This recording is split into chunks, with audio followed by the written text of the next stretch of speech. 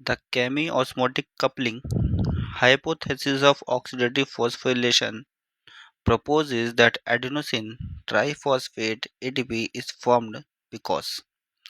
तो क्वेश्चन में कहा गया है कि केमियोस्मोटिक कपलिंग हाइपोथेसिस जो है ऑक्सीडेटिव फॉस्फोरिलेशंस की, वो ये प्रपोज करती है कि जो आपका एडेनोसिन ट्राइफॉस्फेट है, यानी कि जो एटीपी है आपका, वो बनता है, फॉर्म्ड होता है, क्योंकि अब क्यों फॉर्म होता है वो जो है ऑप्शंस में दे रखा है।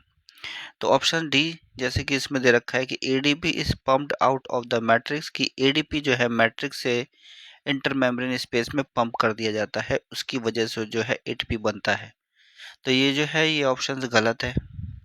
अगर हम इसको देखें, देखो इंटरमेम्ब्रेन स्पेस, मान लो कि ये वाला पार्ट है इंटरमेम्ब्रेन स्पेस, ये आपकी हो गई आउटर मेम्ब्रेन, और ये हो गई आपकी इंटरमेम्ब्रेन स्पेस के बाद यहीं पे इनर मेम्ब्रेन हो गई। ठीक है, ये वाली ये हो गई इनर मेम्ब्रेन, और ये हो गई मैट्रिक्स। तो यहाँ पे रहता है एडीपी।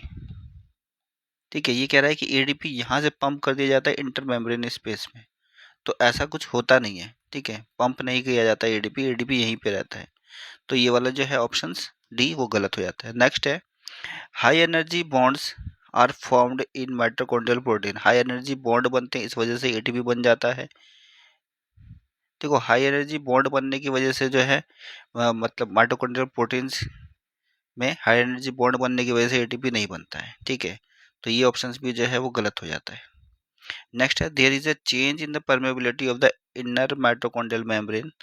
तो मतलब कि परमेबिलिटी जो है वो चेंज हो जाती है इनर माइटोकॉन्ड्रियल मेम्ब्रेन्स में टुवार्ड्स एडेनोसिन डाइफॉस्फेट एडीपी के लिए। तो वो परमेबिलिटी चेंज नहीं होती है, एडीपी इसी जगह पे रहता है मैट्रिक्स में ही, और मैट्रिक्स में ही एडीपी से एटीपी बनता है। ठीक है, नेक्स्ट है proton gradient form across the inner membrane. एक प्रोटोन ग्रेडियंट बनता है अक्रॉस इनर मेम्ब्रेन के अक्रॉस। तो ये बिल्कुल जो है राइट आंसर है।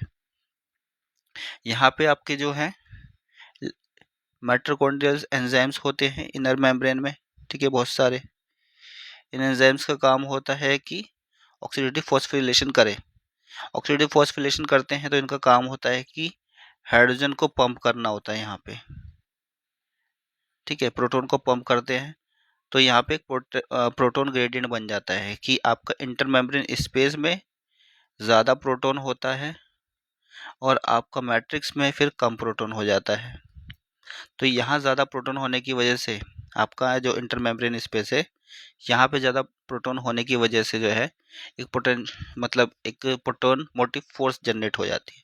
और ये प्रोटॉन मोटिव फोर्स जो मेम्ब्रेन के ऊपर जो आपका एटीपी सिंथेज होगा, ठीक है, उसको मतलब उसके लिए यूज़फुल होती है।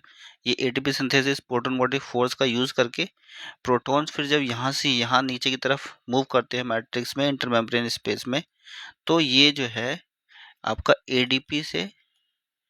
एडीपी में आपका फॉस्फेट ऐड करके